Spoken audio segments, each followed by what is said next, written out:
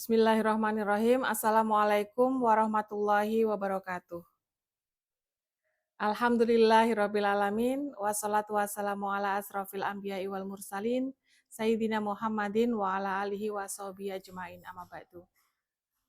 Kawan-kawan yang berbahagia, terima kasih kita masih diberi kesempatan untuk bisa bersua di podcast Pintarman 1 Banyuwangi. Dan kali ini edisi Ramadan, kita akan mengambil tema tentang produktif berkarya di bulan Ramadan. Izinkan saya untuk membacakan surat Al-Alaq ya. Bismillahirrahmanirrahim. Iqra bismi rabbikal ladzi khalaq, khalaqal insana min 'alaq, iqra wa rabbukal akram, alladzi 'allama bil qalam, 'allamal insana ma lam ya'lam. Amma ba'du. Surat Al-Alaq ini merupakan surat Al-Alaq 1 sampai 5 ini merupakan surat pertama yang turun pada Nabi Muhammad. Dan surat Al-Alaq ini menyiratkan tentang bahwa kita umat Muhammad diperintahkan untuk membaca. Iqra, membaca. Nah, pengertian atau pemaknaan tentang membaca ini tentu sangat luas.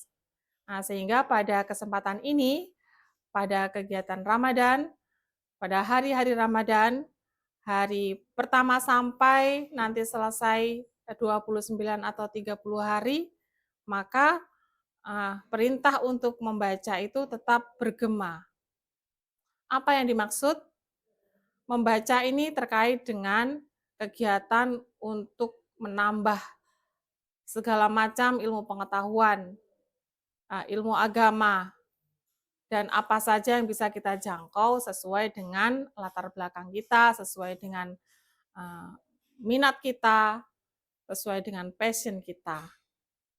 Nah, untuk anak-anak, untuk para pelajar, maka kegiatan membaca ini merupakan kegiatan yang selalu harus dilakukan untuk kegiatan pembelajaran. Gitu ya. Jadi tema kali ini tepat sekali, yaitu Ramadan produktif. Nah, bagaimana bentuk produktivitasnya? Tergantung kekuatan, kemampuan, minat, dan semangat kita masing-masing. Ada yang bertahan untuk produktif dari hari pertama sampai hari terakhir Ramadan. Ada yang terus bersemangat untuk mengaji, untuk menambah pengetahuan agama, untuk tadarus sepanjang bulan Ramadan. Nah, bagi yang belum memulai, tidak ada salahnya untuk segera memulai kegiatan-kegiatan produktif itu. Ada cerita begini, bukan cerita ya, pengalaman. Ketika saya tanya, apa yang kamu lakukan setelah sahur, setelah sholat subuh? Nah, ada beberapa yang menjawabnya tertidur kembali. Nah, padahal ya tidak nih. Padahal setelah sholat subuh, kita itu dianjurkan untuk tidak tidur. Nah, pada saat itulah kita ditantang untuk melakukan aktivitas produktif. Kalau misalnya membaca, malas, mungkin aktivitas fisik, berolahraga, atau membersihkan rumah kalau sedang libur. Kalau di sekolah tentu saja kuatkan untuk melakukan aktivitas belajar di kelas. Nah, itu tips aja atau mungkin contoh saja kegiatan produktif di bulan Ramadan. Saya yakin setiap malam kita sudah melakukan aktivitas produktif seperti kita sholat tarawih, kemudian kita tadarus. Nah, itu saya yakin itu akan menambah produktivitas kita di bulan Ramadan. Baik, kemudian akan saya lanjutkan bahwa kegiatan kita belajar dimanapun, siapapun kita, ada anjuran atau bijaknya bahwa belajar itu sepanjang hayat, sepanjang kita masih hidup. Kemudian salah satu elemen untuk belajar itu adalah minat kita untuk selalu membaca.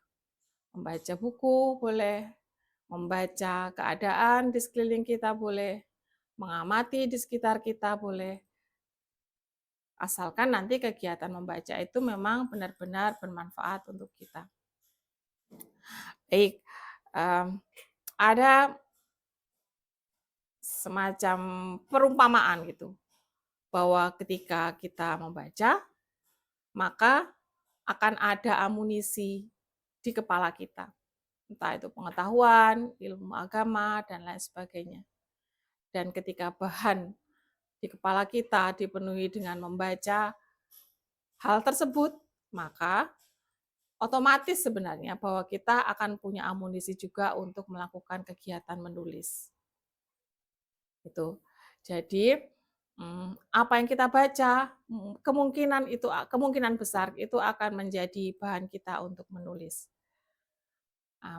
Perumpamanya begini, apabila kita ada sebuah teko itu kita isi sirup, kita penuhi teko itu dengan sirup, maka nanti yang akan keluar adalah sirup.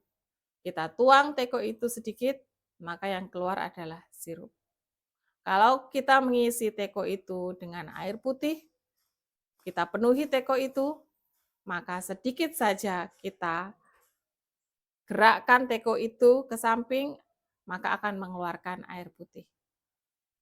Nah, kalau kita tidak mengisi apa-apa, air putih tidak mengisi apa-apa, air putih pun tidak, maka kita tuang sampai terbalik, tidak akan mengeluarkan apa-apa. Nah, itulah perumpamaan bahwa ketika kita membaca, kita akan punya amunisi untuk melakukan kegiatan menulis. Baik, ini adalah bagian kecil dari kegiatan produktif, yaitu kegiatan membaca dan kegiatan menulis.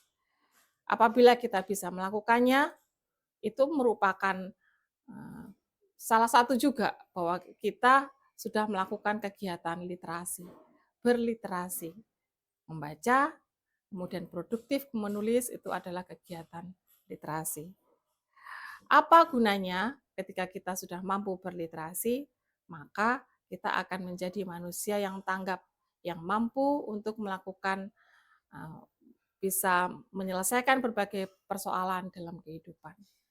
Mungkin itu yang bisa saya sampaikan pada kegiatan kali ini. Terima kasih atas perhatiannya. Saya akhiri, assalamualaikum warahmatullahi wabarakatuh.